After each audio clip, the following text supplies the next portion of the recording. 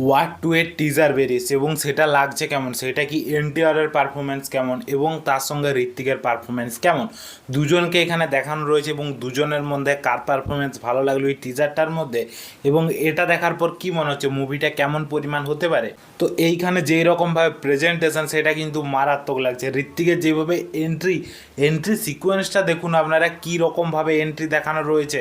এইভাবে ঋত্বিককে লাগছে, তার সঙ্গে তার হেয়ার স্টাইল, তার সঙ্গে যেভাবে একটা উল্পের সঙ্গে ঢুকছে, সেই জিনিসগুলো খুবই ভালো লাগছে।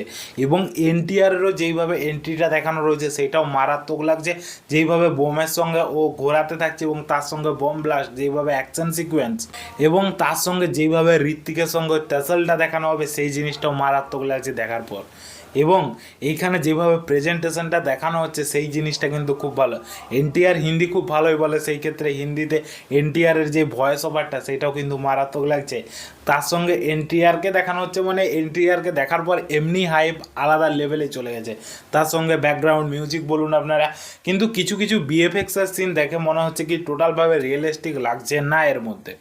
তো এটা যদি কিছুটা আরও রিয়েলভাবে করা হতো তো আমার মনে হয় আরও ভালো রকমভাবে চলতে পারতো মুভিটা।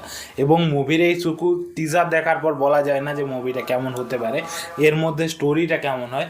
এর মধ্যে যদি পাকিস্তান বেস করে যদি দেখানো হয় অন্য মুভির মতো, যে পাকিস্তান খুব ভালো, পাকিস্তানকে নিয়ে যদি এরকমভাবে তুলে দেখানো হয়, এই ইউনিভার্সের মধ্যে যতগুলো মুভি আছে ততগুলোই এইভাবেই দেখানো রয়েছে, আপনারা প্রত্যেকটা মুভি দেখুন। কিন্তু এই জিনিসটা যদি দেখানো হয় তাহলে কিন্তু এই সময় মুভিটা চলবে না, কিন্তু যদি একটা ভালো রকম স্টোরি করা হয় তাহলে মনে হয় চলবে। তবে পাকিস্তান বেসটাকে মনে হয় এবার তুলবে না, কারণ যে অ্যাকশন সিকোয়েন্সটা দেখানো রয়েছে সেটা কিন্তু জাপানের মধ্যে কিছুটা বেস করে দেখানো রয়েছে, যেটা জাপানের মধ্যে একটা অ্যাকশন সিকোয়েন্স চলছে। তাছাড়াও যেভাবে এনটিআরের সঙ্গে যেভাবে মানে সাধারণত অ্যাকশন সিকোয়েন্সটা শেষে দেখানো রয়েছে সেই জিনিসটাও ভালো লাগছে। সাধারণত এখানে যেভাবে প্রেজেন্টেশন প্রত্যেকটা জায়গা আমাকে ভালো লেগেছে, কারণ এনটিআর আর ঋত্বিক রোশন দুজনকে আলাদা আলাদা জায়গায় দেখা মানে তার হাইপ একটা আলাদা লেভেলে পৌঁছে যায়, যেটা আমার ক্ষেত্রে হয়েছে।